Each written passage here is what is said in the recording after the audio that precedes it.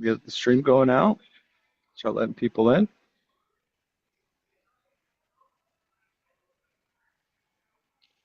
Welcome everyone. Welcome one and all to Piano Tech Radio Hour today. We have some fun again. This lovely Saturday in the end of August as we approach the academic year here and getting rolling back into more busy season for these piano technicians typically. I'll spotlight myself and my guest today. And then quickly we'll do an intro here to the program and get started into the interview. Thank you everyone for joining us. If you're out there on Facebook and YouTube, typically we put a link there in the chat of those channels. So if you would like to join us, you can click on that link and register and pop in with the live Zoom call and have a little bit of fun with us behind the scenes here in Zoom, maybe ask some questions. As is usual, if you are on socials or on Zoom, you can type a little question in the chat, no problem. Sometimes even if you want to come on camera and have a conversation, ask a question, that's totally fair game, no pressure. We usually like to play that by ear. And I will intro the program here so we know what's going on. This is Piano Tech Radio Hour. What we do is we gather here every Saturday to meet with and learn from the most fascinating and knowledgeable folks in the piano world. It includes manufacturers, rebuilders, musicians, makers of other instruments, lots of stuff, but of course piano tech. Our mutual goal is to become better at our craft and to help each other and to create an ever more musical world together. Piano Tech Radio Hour is brought to you by Piano Technicians Masterclasses, an online learning resource that brings you cutting-edge instruction from piano industry masters without leaving your home. You can find out more at pianotechniciansmasterclass.com. You can also subscribe to Radio Hour for just $16 a month. You can get direct access to each week's private Zoom call, archival recordings of over 200 episodes in our member area as well. You can check that out by visiting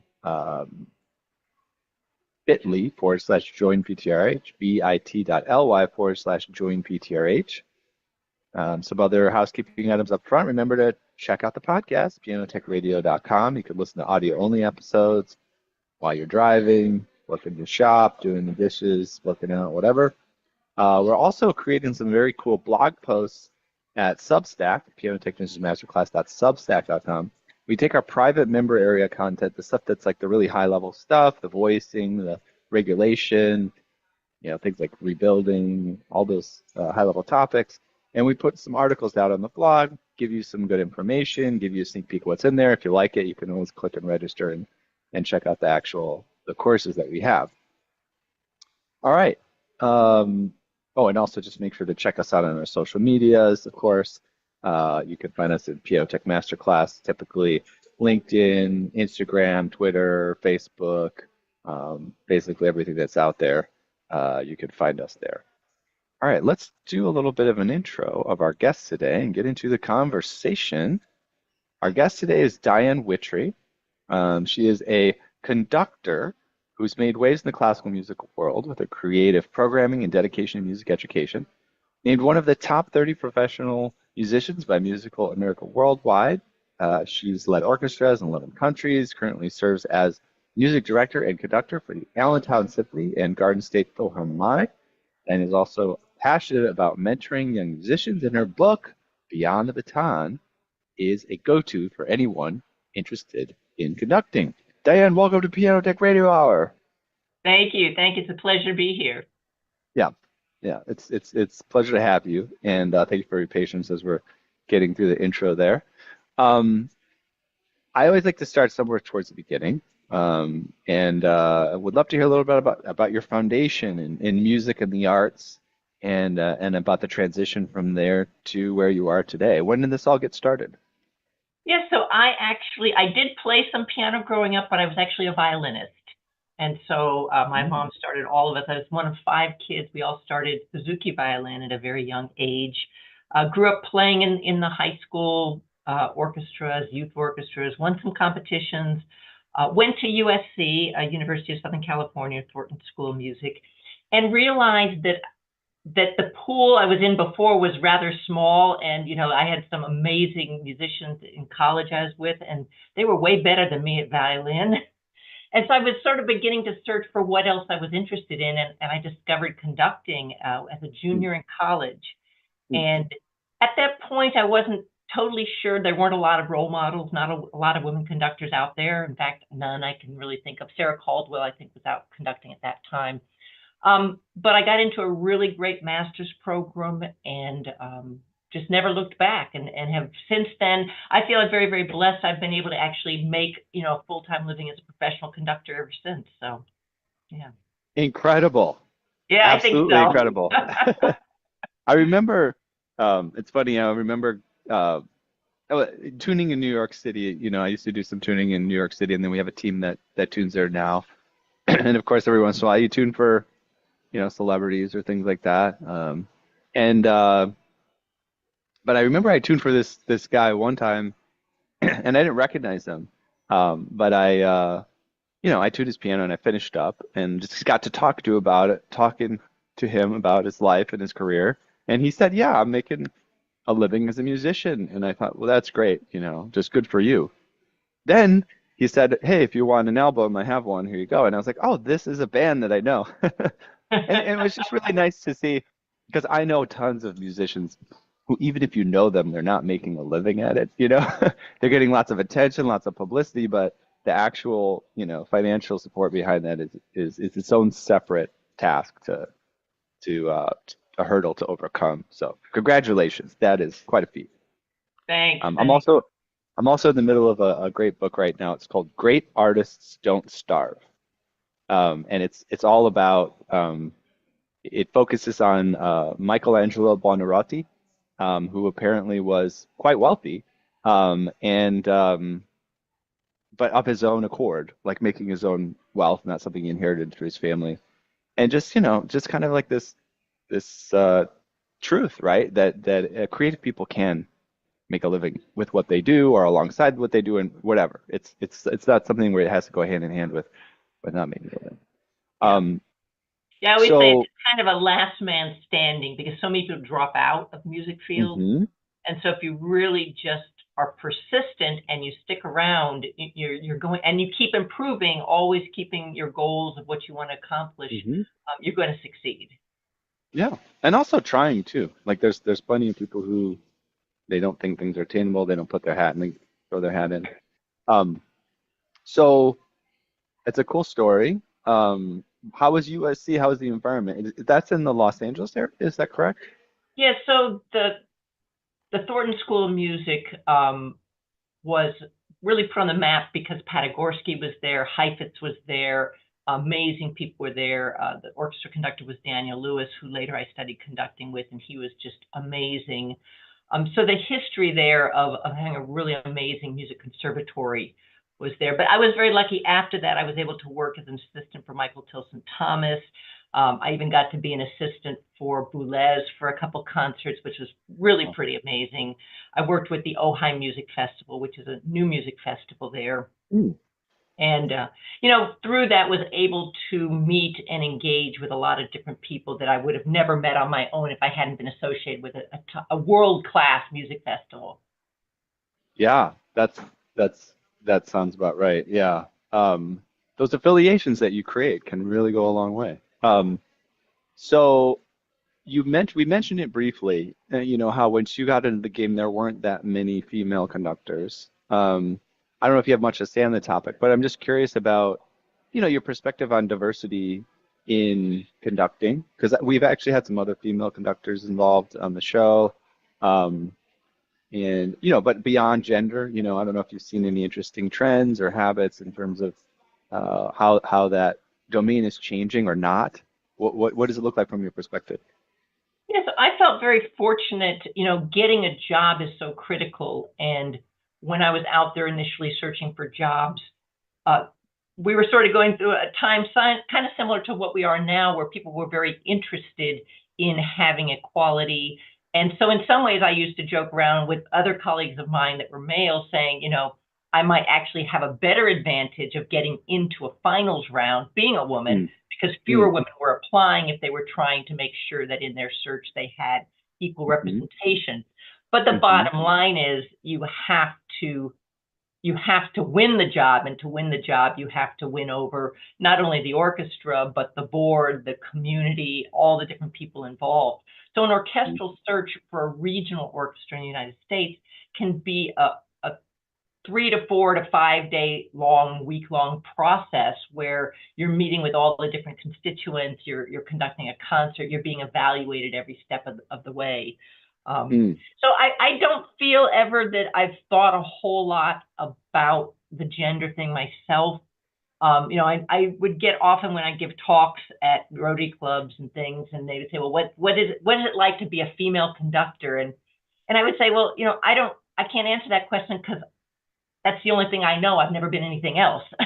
Right. So, you know, I just am myself on the podium. I have my own goals. I have my own concept of orchestral sound, and I just relentlessly keep my focus on that. And that's always served me well. And I try to be very respectful of all my musicians. And we have a really good time. Great. Great.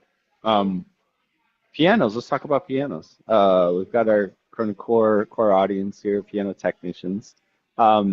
What's been, you know, you said you took some piano lessons when you were a kid. Then you sort of went down the instrumentalist route, then moved to conducting. Is it, where do pianos come into your world? Is it the relationships with the performers that are during the concerts? You know, how do you interface with pianos these days? Well, most of our concerts do have pianos involved in some way, whether it's a solo instrument. If you were to survey any orchestral audience, the top solo instrument they want to come hear is a piano soloist. And so in any given season, we always have, you know, at least a piano soloist and often more than one piano soloist. Within that, we also have an orchestral pianist. And it's funny because sometimes there's a lot of rep for the orchestral pianist. I don't program according to how much piano there is in a concert series, but I know he's always grateful when I have a lot of pieces that use piano. And just yesterday, we were having our technical meeting looking through all the concerts at the Allentown Symphony for the whole year. And we have one concert where we actually have a solo piano in front, but we also have an orchestral piano. So we have to have two pianos. And so we were talking about the logistics of moving two pianos, tuning two pianos, and all that, and how that affects that concert set. And we also own a concert hall at the Allentown Symphony. We own Miller Symphony Hall, and we have, luckily, a beautiful Steinway on the third floor where we do jazz cabarets. So having multiple pianos in our building is always very, very important. And for anyone listening, we actually have a 9-foot Steinway deed that we want to sell at a very good price to someone, because we normally rent a Steinway when we bring in a guest artist, and we can talk a little bit about some of the guest artists that we utilize and how we work with them on their pianos. But we felt that our Steinway needed some work, and we just, for the number of times we use it for solo, we weren't going to put all the work into it. But since you guys are all technicians, maybe one of you want to put the work in and get a really nice Steinway D. So just let us know. Indeed. Guys, if you're sleeping, there's a hot tip. Hot tip, pass it around. Yeah. Yeah. Those rebuilders are always on the lookout for a deal on a piano to work on. So yeah, so I know the action needs some work, but you know, different pianos, when we work with different artists, and I remember a situation where Gary Graffman, many of you might know the name Gary Graffman, is a very famous pianist that eventually was doing only left-hand repertoire. And we had him as a guest artist. And unfortunately, the piano we had for that concert had been recently regulated and sort of made as more of a Mozart quality piano. So very soft sound, soft attacks. And he was doing the Ravel left-hand piano concerto. And we literally had to, you know, between rehearsals, do some serious work to that piano so that it would project for the type of repertoire. So one thing as you're working with, you know, orchestras is, and we're renting pianos, we're always trying to make sure that we tell them the repertoire that we're playing so that the piano comes to us being appropriate for that type of repertoire. Yes. Yeah, and that's one of the things that we learn as piano technicians, right? That, you know, there's the basic level, intermediate level, advanced level of doing this type of work, technicians work. And you're reminding me of a really great technician named Sally Phillips, out of Georgia, Columbus, Georgia, I think, and is really well respected throughout the world. And she's given a couple lectures for us, and she will listen to recordings, of the piano in various different contexts to think about what kind of piano sound you want for different uh, pieces and performances and things like this. And I think that it's one of those things where if you're in the right domain, if you're the type of technician that cares about that and wants to care about that, and you bring a conversation to the orchestra, the conductor, whoever is in charge there about, hey, let's pay attention to this. There's two scenarios. One, people could be like, well, you're just a technician. Just give us a piano that works. Yeah. And there's another scenario where people will really get collaborative with you. And it sounds like you have that type of a situation where you understand that that matters. You understand that there could be a difference, and you can work together with the technician as a team, right? Or the piano, rental agency or whatever it is. That's very cool. Yeah. Yeah, and it's very important that it's even throughout the register too. It doesn't pop bright and ugly in the top register, and has that warm quality in the lower register. Something we look for. Wonderful. Um, we mentioned it in your bio. I'd love to talk about being an author. Um, I feel like it's a big step to take. Like some people feel it's like a simple step, but we had a guest on here recently who had authored like tons of things. He worked with Hal Leonard, and he had like 20 or 25 things, and um, started because there was some sort of a gig that he could get that was more around, like, I think, editing, or maybe they had specific topics that they needed produced, and then he would work on them, and then just kind of that helped grease the wheels, and he became very prolific at it.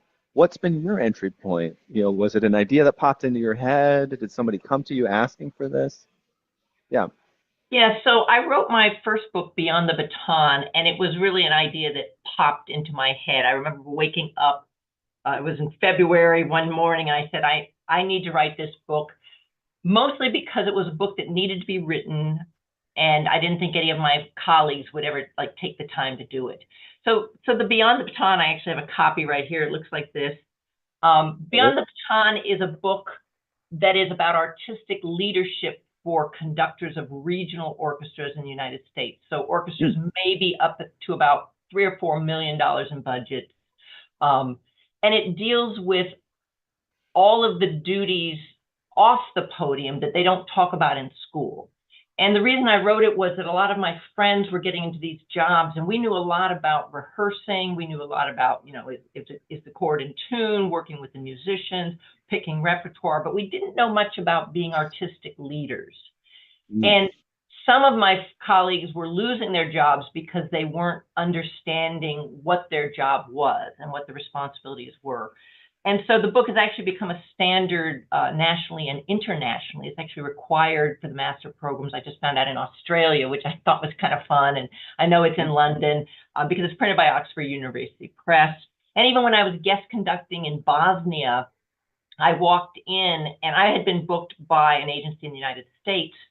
So they didn't connect me with my book, but they had actually already purchased my book, and it was sitting on the desk when I walked in, which I thought was kind of fun. And then my second book is Baton Basics. Looks kind of like this. I guess it's backwards for you guys. No, we can see it. We can see it normal. You're probably you can see it normal. Okay, good. Normal, yeah.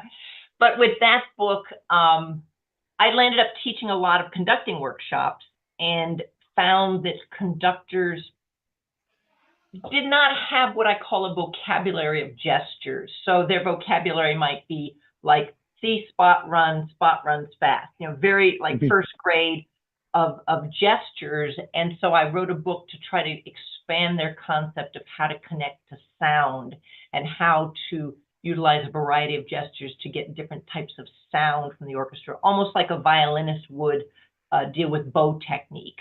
And so this is also now being used at a lot of universities in the United States, and I use a lot. But my whole thing with writing books is whenever I see a need, then I'll write something. Yeah. I have to really identify what gap is there in the learning or the training for conductors, and then I get really excited about filling that gap and helping move the field forward. Yeah, that's wonderful. Yeah, I've done quite a few sort of this type of a project with like podcasts. I'm interviewing people. Some of them are in this musical domain, some of them are in entrepreneurship or things like that. But in all these people that I've talked to, I've noticed, not only that, which is interesting, is if there's a niche that needs to be filled, you have an opportunity to do something to contribute. But beyond that, which I've also found interesting, is there can be a niche that is filled but not the like sub niche of your perspective on it, and there's like an audience, right? Yeah. So, for example, I've had this podcast that was around entrepreneurship, and so we have encountered different types of businesses. All these personal finance sort of informational businesses that were doing quite well independently, right? But you had one that was geared towards, doctors, one that's geared towards younger women, one that's geared towards BIPOC, type of things, right? And they're all actually doing quite well because they have a specific way of delivering the message, right, that is needed in the market. Yeah. It makes a lot of sense. So I actually thought it was going to be the reverse, of course. I thought you'd start with the basics, that would be your first book, and then you go beyond. I like that it's backwards. It's Um, backwards. It's definitely backwards. And my next book, actually, I'm working on is a workbook to kind of go with the Baton Basics technique book that actually can be utilized for conducting 101 that has all the musical examples. So it's like one-stop shopping. mhm, They can just, and I think I'll make it digital, sort of keeping mhm. up with the times. And yeah. Yeah, that's great. Well, and I'll just mention this. It's just crossing my mind. We can talk about it offline, but we're considering. So our master class is behind the scenes, like the higher level content. Like this is our kind of chit chat with people, get a kind of basic information. But our master classes are more like paid content, longer lectures, more detailed topics. We typically only are covering piano technicians related things like voicing or regulation or things like that. But we're considering maybe moving into doing some master classes where we would talk about whatever, maybe conducting or something like that. So we'll have to keep in touch, see if you're interested. It might be fun to just do a Definitely. test run and see if people are up for It, it. yeah, Um, COVID forced us all to learn how to teach online too. yeah, So we are totally. so much better after COVID. Yeah. Now, I don't want to put you on the spot. We didn't talk about this previously. You can be like, well, it doesn't make sense. But is there anything you could show us about like gestures or conducting that might be of interest? Or Yeah, I can actually. Well, I can talk about the concepts of my book and why it's so different than some of the other yeah, teaching out there. love it. Um, so I relate the gestures to everything that you already know how to do. So in most older conducting books, they have these diagrams, and you look at them, you get all confused, and you're using all the wrong muscles. And Mm, so I talk about the difference between the sound of if you give a gesture that I call like the water droplet, you're flicking a piece like a water droplet off the tip of your baton, that would hmm get one type of sound. And I say hmm you have to hear it in your head when you do it, and you hear what that would get. hmm Then think if you were putting your finger on a hot stove and reacting, that would be another sound. One has Yeah. energy towards, one has energy away. Okay. And then in the same line, if you were pressing down on a little tiny spring, like a spring that you might have in a little pen, that Right. would Right. give you a little resistance. That's going to Yes. create a certain sound, Yes. which would be different than if you were bouncing a tennis ball, which is going to Hmm. have. And so we go through a lot of different gestures related to things that people know and Yes. experiment with hearing that sound in your head. And then usually I will work with a string group and piano, and then we'll gradually move to the orchestra so they can hear doing the same passage of music, what it might sound like if I conduct with a water droplet beat as opposed to a spring beat, as opposed to Mm, perhaps a rubber band beat. So rubber mm, band beat is where there's tension both in the pulling up and the pulling down, which is hmm great for when you want to really what I call chewy music, music that you want to stay really connected to. Mm. And so that's sort of my concept of teaching. And then we also talk a lot about weight and resistance. So I happen to have a glass of water here. If I were to pick up this glass, the moment I interact with this glass and pick it up, that's as if I'm picking up the sound. The weight of the sound is the object I'm picking up. So with conducting, when you give the prep, when you give the pickup, you must always pick up the sound. This is what's missing in most conducting teaching is they just move their arm up. And there's no connection to what type of sound, what density of sound, what weight of sound, which may also affect the speed I come up at. And so we work a lot with different weights. It's actually kind of fun. And then pairing people up to guess what weight you're holding, and all the time thinking what corollary sound is the weight of a can of Coke, or the weight of a small battery, or the weight of a ball of cotton. Yeah, so I just got to give you a little bit of an introduction. Oh, I love that. That's great. Yeah, it reminds me of a couple of things. One, as I learned to play the piano, I never had like consistent, amazing piano technique training, classical training. I had some here and there. Actually, I don't know how many conductors know each other, but one of my best piano teachers in life was a gentleman I got connected with in high school. His name was Barry Faldner, and he was a conductor, and he did some backup conducting for the Chicago Symphony Orchestra. Very wonderful fellow, and somehow my mother finagled to get me some lessons with him, and he was like one of the most like connected and serious teachers that I had. You could tell he was a conductor because he would talk about the music and give me some very interesting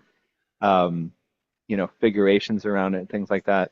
But it was through him and some other people where I learned about kind of what you're talking about, natural gestures as a way of making music, even on the piano, right? So you don't press the key, you let your hand drop on the key like it would typically drop. Like you're not forcing these movements. You need to work with the way your body already works and apply it in the right places. And then it's also reminding me of functional exercise, right? So like there's this sort of theory of exercise where instead of like taking bicep curls and just doing, these very sort of contrived movements, you just go outside and pick up rocks, right? or you climb, you're doing some hiking or climbing or whatever, and it just uses your body in a functional way. Or you practice moving, if you had to pick your child up off the ground, and move them over here, you do that with a sack of potatoes or something like that. And these are things you need to do in life that you don't want to have an injury or whatever. So it's interesting. I love it. And it's very much easier to access than some sort of diagram, which like tells you how to do things. Yeah. Yeah. And it's interesting you bring up the piano concept, because I've recently taught a very talented conductor who was a very fine pianist from Juilliard. But as a conductor, she was trying to put all the music in her body, and was moving. And it was interesting because we had to go back and talk to her about, as a pianist, she didn't like move all around when she was playing like this. She just sat and played, and it was in her hands. And it's the same concept that I had to switch her thinking around to get her to put the music coming out of her hands, not out of her body. Let's talk about Beyond the Baton. I love all these like artistic leadership. Man, I would love to hear, leadership is a wonderful topic, not easy. Being a leader, how do you approach it? And also in the arts. Tell me about some of the things that you talk about in that book and that you deal with. So it really is a leadership book, and it sort of came out of the fact that my first job when I was, I think, like 25 or 26 years old was music director of a large youth orchestra program, where I had, 200 and some students. We had 3 orchestras, chamber music groups. There was a general manager and extra conductors, and a board, a very powerful board of parents mostly, but very successful business parents. And I realized sitting in these board meetings that I knew nothing about, looking at budgets. I knew nothing about planning schedules and rehearsals. I knew about my rehearsal, but I didn't know organizationally. There was just so much I didn't know. And like you say, working with people leading people. I was young and I was very excited about the music, but I didn't know how to translate the vision into words that a businessman would get excited about.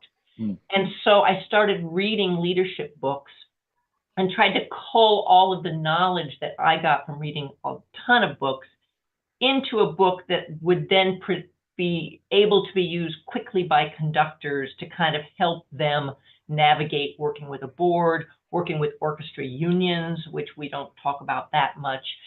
There's even a whole chapter on working with difficult people and how to motivate and bring those people into the team. So I had a great time writing it. There's even a whole thing about how applying for your first job, interview questions you might get on your first job, things to do on your first job, and things to not do in your first year in the job. Trying to help people understand. Save it for the second or third year. Save it for the second or third. Don't go and fire half of the orchestra your first year. Not a good idea.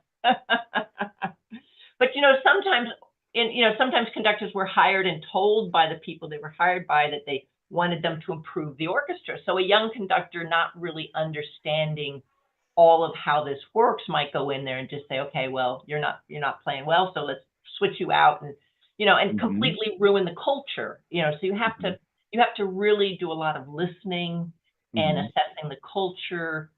And the same thing applies for programming in your first job. You don't want to program so hard the first year that the orchestra is struggling and then everybody thinks you're bad because the music is just too much or too hard, or maybe you program things that you like but are not really ready for that audience. So you have to assess all this. So there's a whole chapter on programming, also on programming pops concerts and children's concerts, because when I was in school, they didn't talk about that at all. They only talked about the main classical concerts. And as a young conductor, you're going to land up doing all types of concerts. So you have to know the repertoire, you have to know where to find it, and you have to know how to put it all together. Wow, cool. I mean, I'm a little bit of a nerd that I dive into areas that I'm not necessarily going to apply, They often tell you like you should use just in time knowledge, not just in case. So not just, consume material just in case you need it. Like if you need it, you check it out and then you learn. But I'm excited about this book. I'm not a conductor or anything, but I kind of want to check it out. It seems like there's some interesting topics that could be applied elsewhere. Yeah, it sounds like a very well thought out piece of literature. So I appreciate your. Yeah, a lot of people that are website. not musicians have told me that they've enjoyed reading the book. But you do have to. It's what we call a trade book. And then at the back, it has a lot of resources. It has thematic programming. When to do a concert about royalty, that's got a whole. You can look up royalty, and it will tell you pieces that fit. Or if you want to do about the seasons or about water. Just some things that help people do their jobs. That's basically what it is. Yeah. An aside, I don't know if it'll stimulate any interesting thoughts, but a friend is at they have a child in school, and they went to the PTA meeting recently, and the principal they would have like a relatively new principal, and said it was interesting. The principal was talking about how they were recently hired, and kind of like we were talking, they said things need to change or this or that, and I found it surprising. One of the issues they had to deal with was the relationships between the different teachers, and that they weren't getting along. You would think, oh, it's just a great school, all the teachers are there, but there's some sorts of conflicts and people aren't agreeing, and it's just all this drama going on. So I can imagine that's part of it too, just like you said, difficult people, personalities, and of course an orchestra. Oh my gosh, and as a musician myself, I admit there's egos involved, there's people who are talented, rightfully so, may have their opinions or whatever. Yeah, fascinating to me, if you think about it more deeply. Yeah. Yeah, and one phrase I use in the book that really kind of sums up my philosophy of working with an orchestra and actually working with people is to tell them what you want, not criticize what they did. So often in a rehearsal, you're going to stop and, the note's out of tune, and you're going to say, oh, that note was flat or that note was sharp. So instead, you might say, can we play that on the higher side? You know, finding ways to put things in what I call more the positive and not to go back. Because most of the time the orchestra is trying to do what they think you want. If it was too slow, probably the conductor's causing it, not the orchestra. But, you know, you could say, let's move that along a little bit, as opposed to saying you're all dragging. You know, so it's just thinking about how you deal with people and what comes out of your mouth. Mhm. Yeah. Um, in terms of like what's on the horizon here, I mean, how are you thinking about the future? Is it just kind of like just plodding along? Are there other books in the future? Specific goals in terms of repertoire you want to cover, approaches you want to take, or what are you Yeah. thinking about, if Yeah, anything? so we've got some exciting things. I think I mentioned earlier, I'm working on the workbook for the Baton Basics, and that's going to be my next project. I also do some music editing, so I'm finishing up Louise Farrenc's Third Symphony. I've already done her 2 overtures, and those are now getting played across the country. Louise Farrenc was a composer that lived in the early 1800s and was phenomenal. She was on the faculty, the only woman on the faculty of the Paris Conservatory for 30 years. And towards the end of her career, she demanded and got equal pay, which was pretty phenomenal. She has chamber music, orchestral pieces. I encourage people to check out Louise Farrenc. I'm also a composer, so I'm hoping to have some more time to compose, which is very exciting for me. Yeah. And then as music director of the Allentown Symphony, we are coming up next year on our 75th anniversary. So we're planning a really big season. And one of the exciting things that we're doing with Allentown is we have a very large Latin population downtown. And so we've started a committee of our Latin X committee, which I'm involved with. And we're working with them on some projects and some events that we're going to have in the hall. And that's been really exciting for me, opening up my eyes to different cultures. I think is a lot of fun.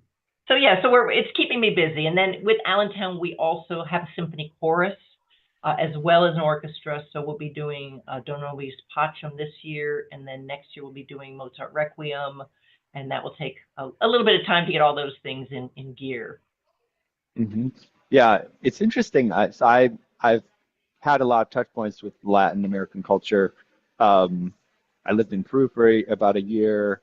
Um, you know, worked with Spanish. Have some other friends and family. You know that category.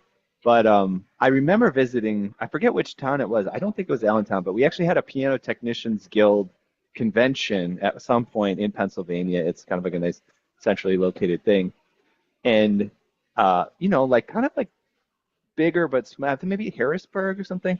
And then I remember walking into a store, and it was just like there was like bachata music playing, and everybody was speaking Spanish, and I was like, did I just walk into you know, like a town in Mexico? Like it felt so authentic in terms of the Latin American culture, and I was very surprised, you know. I find it interesting how these enclaves of different cultures find their spots in the United States. You know, I'm used to it in the bigger cities, New York, Chicago, Los Angeles.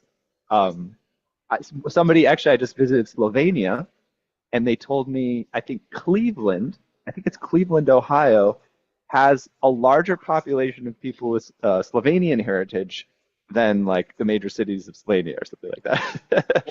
It's Wow. really, yeah, it's very Wow. interesting.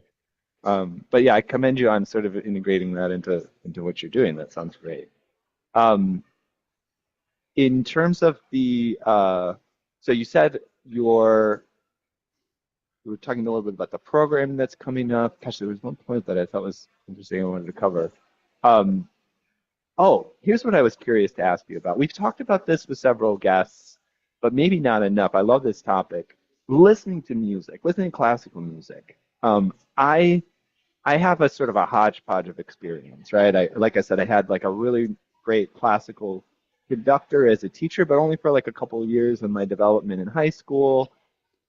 When I studied in college, it was more on the jazz side of things with a little bit of classical exposure. So I'm really appreciating having people that are integrated into classical music on the program, learning more about it, learning about how people engage and things like that. Do you have any thoughts on exposing ourselves to classical music how we listen to it, how we approach going to concerts, and things like this. Any thoughts there? Yeah, so I actually have stopped using the word classical music. Hmm. Only I actually use the word orchestral music because I Orchestral. feel that there are so many different composers writing in different genres that are utilizing the orchestra in such a fascinating way. And sometimes people, the word classical music has a little bit of a stigma over the years as being, I have to put on my suit and tie. It's something I'm not familiar with. I believe strongly that the music that we know as classical music, but now I call orchestral music, is the reason why it's still being played, 100 and 200 years after it was written is the fact that anyone, regardless of their background, economically, socially, whatever country, the music reaches our soul because it is well written, well crafted, and it's like a masterpiece of art. Just like you go see the Mona Lisa, this music, anyone hearing it and having it surround you is going to be moved by it. And as time progresses, music that's being written now, some will survive, some will get lost.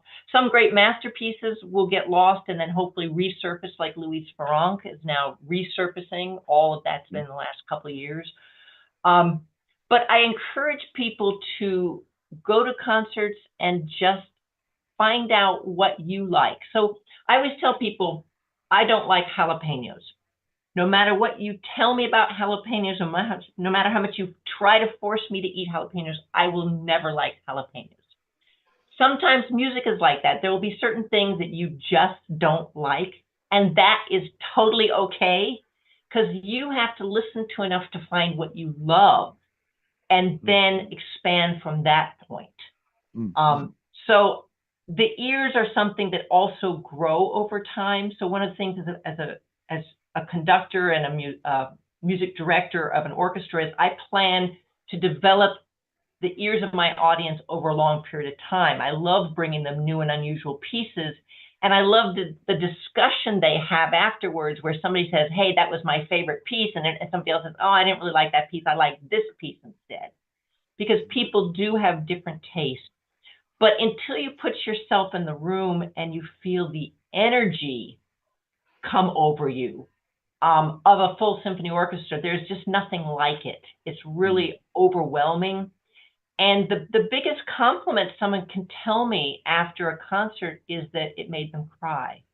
Mm-hmm. Because obviously no one wants to sit in a concert and cry, but the fact that they were so emotionally moved by the music that tears were streaming down their face. And I think that's why I do what I do. It's just, it can be so impactful. So the biggest thing is get the people in the room, because if they're not in the room, they can't experience this amazing music. Yes. Yeah. It's just making me think of how important context is and how sometimes now, I'm the first person to advocate, utilizing digital resources to the maximum degree. I mean, I started this online education thing on purpose because I saw that there's a potential there that was being untapped, and let's use it and let's explore it and find out the advantages.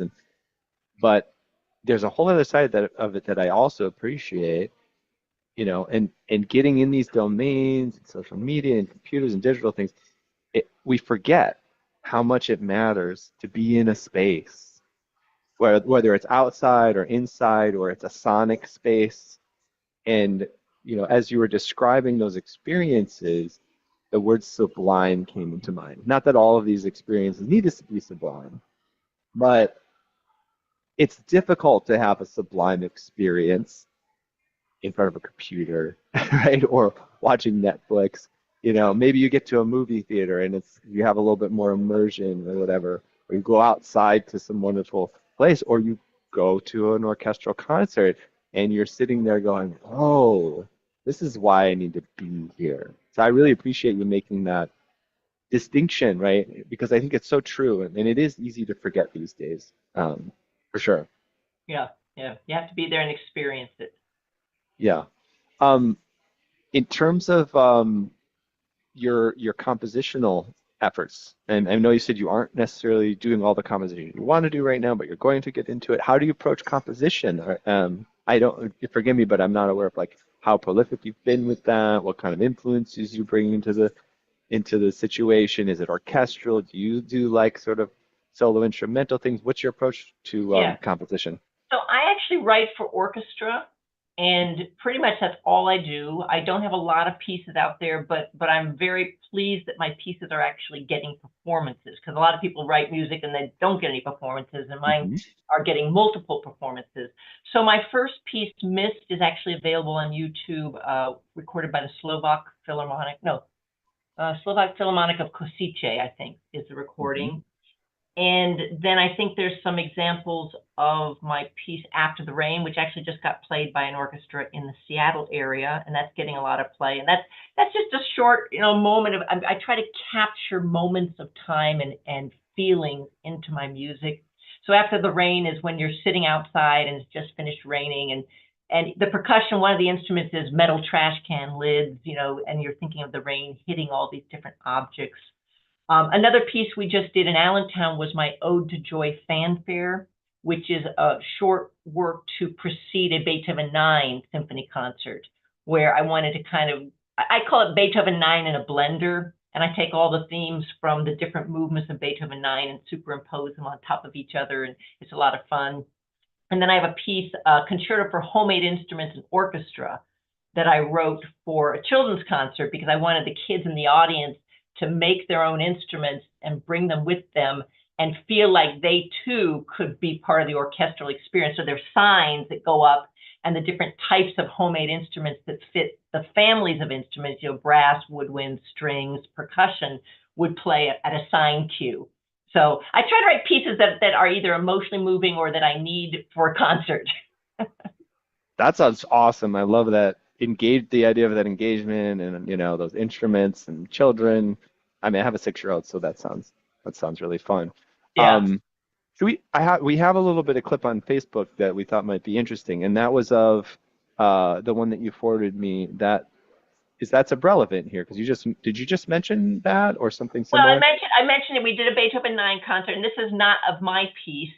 Though I Uh-huh. will tell you, I just remembered, if you go to PBS channel 39 in the Allentown area, maybe I can send you a link afterwards. You can send out. There is actually a link. They televised this entire Beethoven 9 concert, Mm. which was really pretty phenomenal. We opened with a Fanfare to Amazing Grace by Adolphus Hailstork, who's an African-American composer, about 80 years old now. Then we did a piece by Florence Price, who was one of the first African-American composers to have a work performed by a symphony orchestra in the 30s in the Chicago Symphony. Then I commissioned an African-American composer, Joe Jackson, who is a phenomenal, he's 24 years old, to write me a piece. And then we did my Ode to Joy Fanfare with our Elsa Stemma Lehigh Valley students, which are all from the region and come from various backgrounds. Because I was going with the theme of brotherhood for all, which is the text of the Beethoven Ninth Symphony. And then the second half of the program was the Beethoven Ninth Symphony, which was amazing. And this is just a little bit of a clip, very, very short, that we just pulled off of one of the reels. It was actually after the concert, thanking everybody for participating in this, and talk about energy in the room. Both the Uh-huh. orchestra and the audience could feel the energy in the room at this concert. All right, let me get that going here. Should be real good. Get a portion here.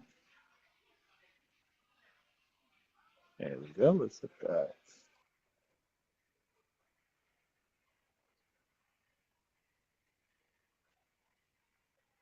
I'm not hearing any sound. Oops. I always have to remember to do that. I have to share the Oh yeah, sound you have to. explicitly. Better you than me. It's that we have to share the audio sound. All right. Let me just pause the share really quickly, and then get back to the beginning, and then Zoom share. This should work now.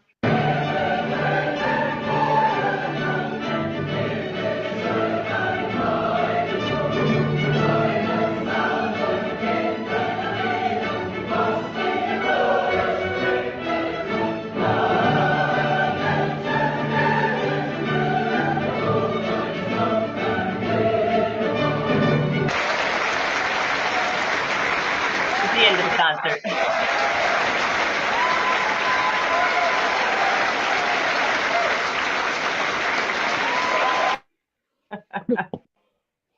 Yeah, it's just a little tiny clip, but we had a lot of fun on that concert. Thank you so much. Yeah, we're just about time to wrap up here. So much we were able to cover. I really appreciate your passion for what you do. Um, your passion for, sort of helping others through your literature that you've created. Um, you know, being an artistic leader, taking that seriously, th all the facets of what you do, not just moving the baton, but working with people behind the scenes. And again, I know it's not as easy as it looks, right? None of this stuff that anybody does is as easy as it looks when they're when the music comes across. There's so much that goes into it. So really appreciate everything you do. Anything else you'd like to share before we start to sign off here? A website or social media or just Yeah, an so exhortation to do something? yeah, I have my own website, which is just my name, dianewittry.com. So definitely you can check that out. I think there's some conducting examples there and some examples of my pieces. But also check out millersymphonyhall.org. That's the Allentown Symphony. That's the home of the Allentown Symphony. So if you're in the region and want to come to a concert, hopefully you'll come and hear the orchestra. It's a great orchestra. We do classical concerts or orchestral concerts and pop concerts and children's concerts. And we also have a new chamber music series, which is really exciting now, where we have calls for scores from composers throughout the region, and they get to hear their music performed. But then in closing, I would say, go to your local orchestra, get involved, help share this wonderful art form, because we're so blessed to have great orchestras in the United States that are playing some really great music. Great. Yeah. We've recently had a chance to come out, get out and see some orchestra music, children's programming as well, and definitely can second that. Very, very great opportunities that we all need to take advantage of. All right. Well, this was about the end here of another musical journey at Piano Tech Radio Hour. So we'd like to thank you, Diane, as well as our live audience for joining us today. As always, we're brought to you by Piano Technicians Masterclasses, cutting-edge instruction from piano industry masters without leaving their home. You can find out more if you've joined us today individually. You could sign up for a subscription to Piano Tech Radio Hour, $16 a month. You get the recording of today's session in a member area, automatic registration for each week's news session. You could sign up at bit.ly/join PTRH. And then again, just a reminder, make sure you go check out the podcast, the blog, follow us on our social medias, LinkedIn, Instagram, Twitter, Facebook, and just keep track of the things that we're doing and keep an eye out for our upcoming master classes. And then I'm seeing maybe we have a couple of comments in the chat, might as well highlight here. So we have somebody who I may not be able to pronounce their name, but what did they say? Babut de Mares Hasiana. Thanks for this wonderful interview. Really appreciate you joining us as well. And thanks to everyone again for their appreciation and attention today. All right, Diane, we'll see you on the flip side. We'll see everybody else next week.